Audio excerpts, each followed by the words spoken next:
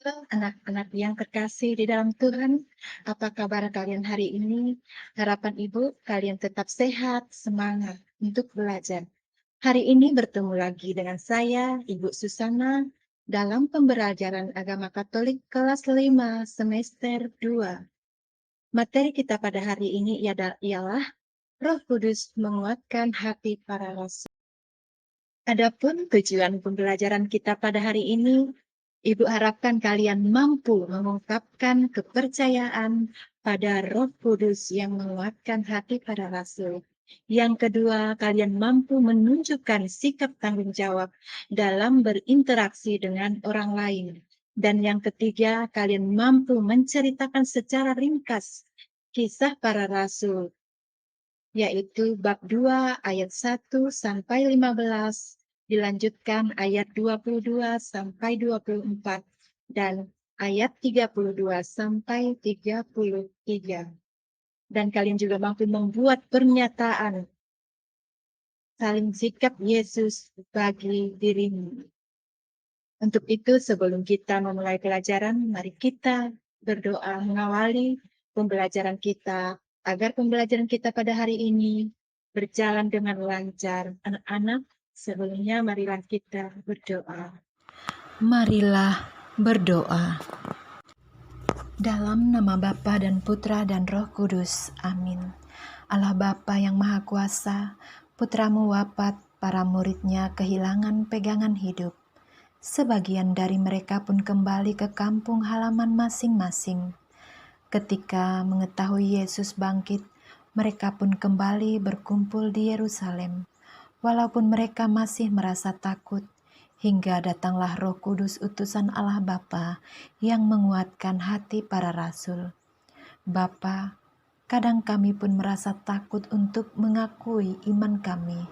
Untuk itu kami mohon, semangatilah kami, agar dalam belajar hari ini kami pun Engkau kuatkan, seperti para rasul, sehingga kami berani bersaksi akan iman kami, demi Kristus Tuhan dan pengantara kami.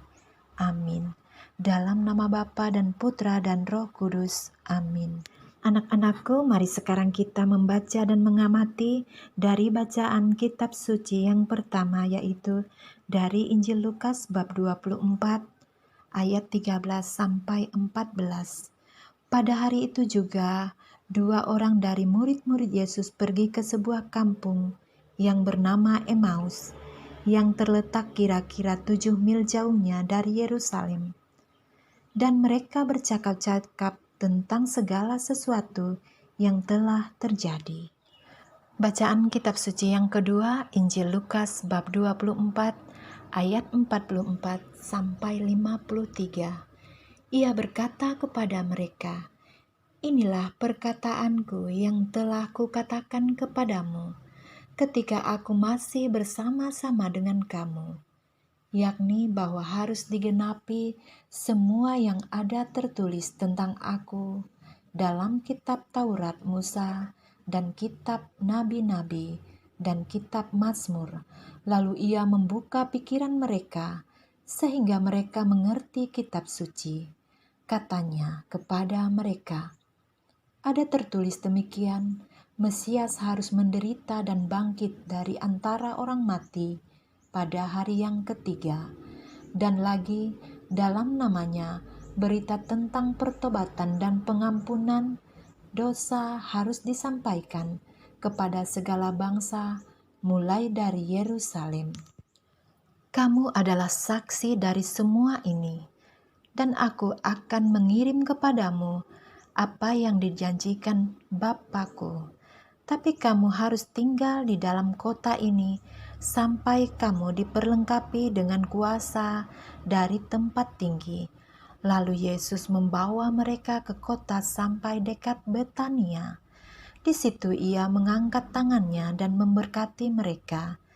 Dan ketika ia sedang memberkati mereka, ia berpisah dari mereka dan terangkat ke surga.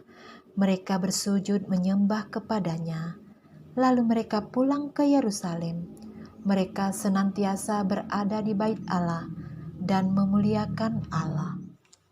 Bacaan Injil yang ketiga kita ambil dari Injil Yohanes bab 20 ayat 19.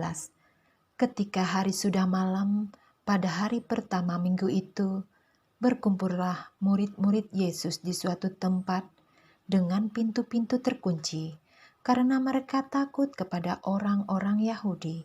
Pada waktu itu datanglah Yesus dan berdiri di tengah-tengah mereka dan berkata, "Damai sejahtera bagi kamu." Anak-anakku yang terkasih di dalam Tuhan, selanjutnya mari kita simak video Kisah Para Rasul bab 2 ayat 1 sampai 5. Kisah Para Rasul 2 ayat 1 sampai 13. Ketika tiba hari Pentakosta, semua orang percaya berkumpul di satu tempat. Tiba-tiba turunlah dari langit sesuatu bunyi seperti tiupan angin keras yang memenuhi seluruh rumah di mana mereka duduk, dan tampaklah kepada mereka lidah-lidah seperti nyala api yang bertebaran dan hingga pada mereka masing-masing. Maka penuhlah mereka dengan Roh Kudus. Lalu mereka mulai berkata-kata dalam bahasa-bahasa lain, seperti yang diberikan oleh Roh itu kepada mereka untuk mengatakannya. Waktu itu di Yerusalem diam orang-orang Yahudi yang saleh dari segala bangsa di bawah kolong langit. Ketika turun bunyi itu, berkerumunlah orang banyak. Mereka bingung karena mereka masing-masing mendengar rasul-rasul itu berkata-kata dalam bahasa mereka sendiri. Mereka semua tercengang-cengang dan heran, lalu berkata, "Bukankah mereka semua yang berkata-kata itu orang Galilea? Bagaimana mungkin kita masing-masing mendengar mereka berkata-kata dalam bahasa kita sendiri, yaitu bahasa yang kita pakai di negeri asal kita? Kita orang Partia, Media, Alam, penduduk Mesopotamia, Yudea dan Kapadokia, Pontus dan Asia, Frigia dan Pamfilia, Mesir dan daerah-daerah Libya yang berdekatan dengan Kirene, pendatang-pendatang dari Roma, baik orang Yahudi maupun penganut agama Yahudi, orang Kreta dan orang Arab. Kita mendengar mereka berkata-kata dalam bahasa kita sendiri tentang perbuatan-perbuatan besar yang dilakukan Allah. Mereka semuanya terjengkang-jengkang dan sangat termangu-mangu sambil berkata seorang kepada yang lain, "Apakah arti ini?" Tetapi orang lain menyindir mereka sedang mabuk oleh anggur manis. Anak-anakku, setelah kita mendengarkan bacaan kitab suci dan menyimak video tadi, dapat kita simpulkan bahwa menyaksikan kehebatan Yesus, masyarakat Yahudi sangat berharap agar Yesus mau mengusir bangsa Romawi yang menjajah bangsanya. Para murid pun sebagian berharap demikian. Namun ternyata Yesus tidak memenuhi harapan mereka, sehingga Yudas menjualnya dengan 30 keping uang perak. Para pemimpin bangsa Yahudi pun merasa mendapatkan kesempatan untuk membalas perbuatan Yesus pada mereka, sehingga ditangkaplah Yesus, diadili dan dihukum di kayu salib sampai wafat. Menyaksikan hukuman yang dijalani Yesus, hati para murid terguncang. Sebagian dari mereka lalu kembali ke kampung halaman. 2 murid pergi ke Emmaus. Petrus menangkap ikan kembali sebelum mengikuti Yesus, Di tengah perjalanan dua murid Yesus, mereka dikejutkan oleh penampakan Yesus yang hidup lagi. Yesus menegur mereka, mengapa mereka tidak percaya apa yang dikatakan kitab suci? Bukankah penderitaan Yesus itu sudah dinubuatkan oleh para nabi? Dengan teguran dan penampakan itu, mereka bergegas kembali ke Yerusalem untuk berkumpul dengan para murid yang lain. Petrus dan saudaranya pun mengalami hal yang sama. Para murid yang tetap tinggal di Yerusalem juga mengalami ketakutan. Mereka berkumpul di suatu rumah dengan pintu terkunci. Kemudian mereka pun mendapat kabar bahwa Yesus bangkit, hingga menampakkan daripada mereka. Melihat penampakan Yesus yang hidup lagi, mereka bersemangat kembali dan mengikuti Yesus. Selama 40 hari Yesus menampakkan diri pada para murid. Dalam penampakan itu, Yesus meminta kepada murid tetap tinggal di Yerusalem untuk dilengkapi dengan kekuatan yang maha tinggi. Pada hari ke-40 setelah kebangkitan Yesus naik ke surga, 10 hari kemudian ketika para murid sedang berkumpul di suatu rumah, turunlah Roh Kudus atas mereka. Roh Kudus itulah kekuatan dari Yang Maha Tinggi yang menguatkan hati para rasul. Roh Kudus turun dengan berbagai tanda, yakni bunyi seperti tiupan angin keras dan lidah-lidah seperti nyala api. Angin merupakan lambang dari kehidupan, dan api merupakan lambang semangat. Dengan Roh Kudus itu, para rasul mendapatkan kehidupan dan semangat baru. Dengan Roh Kudus itu, Petrus kemudian bersaksi akan siapa Yesus. Kesaksian para murid pun dapat diterima dalam berbagai bahasa dari para pengunjung kota Yerusalem.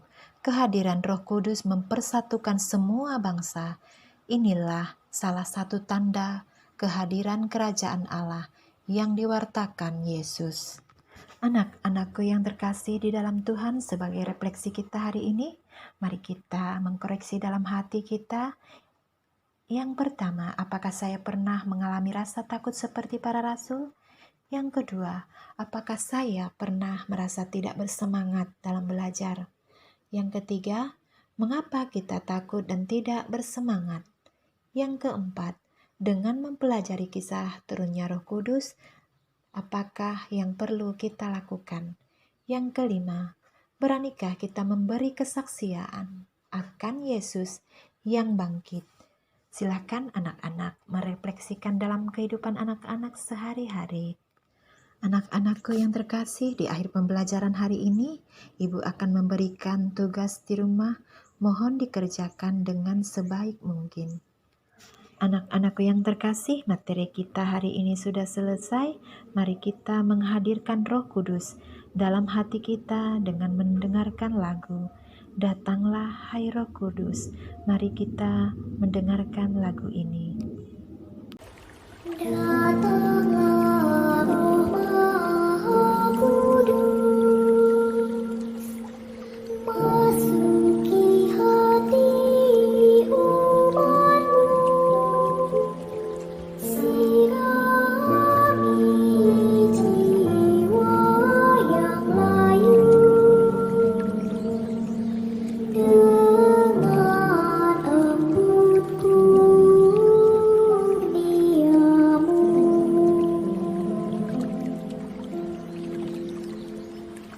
Roh cinta Bapa dan Putra, taburkanlah cinta mesra dalam hati manusia. Cinta anak pada Bapa. Anak-anakku, untuk menutup rangkaian kegiatan pembelajaran kita hari ini, mari kita menandai diri kita dengan tanda kemenangan Tuhan kita Yesus Kristus, dalam nama Bapa dan Putra dan Roh Kudus. Amin. Anak-anakku yang terkasih, Pembelajaran kita sudah selesai. Terima kasih kalian sudah belajar dengan baik dan semangat. Minggu depan kita lanjutkan pembelajaran kita dengan materi yang berbeda. Sampai jumpa. Tuhan Yesus memberkati.